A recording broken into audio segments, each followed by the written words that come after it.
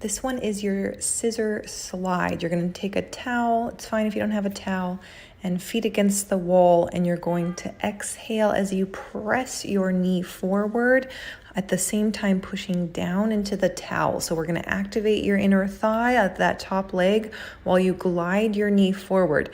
Make sure to keep your feet firmly on the wall so that you can feel the contact of your entire foot, both feet, heels especially, into the wall. We're going to keep the ribs pulling back so that as your pelvis rotates, the rib cage is left behind, which is going to create this oppositional rotation between your ribs and pelvis. That's what we see in functional gait mechanics, and that's what we're trying to restore here. Next, you're going to come to hands and knees. Call this one a jackrabbit hover.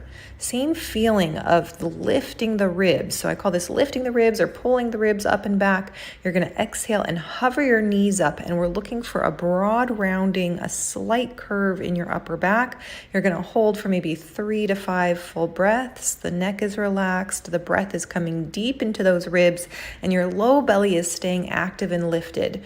Okay, so just 3 or 5 breaths to hold. If that's too much, you could just lift with an exhale and lower on an inhale.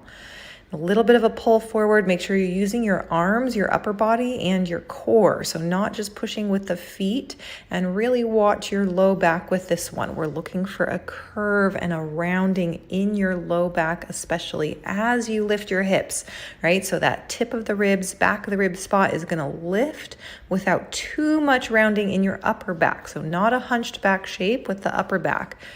So it's an exhale to lift up.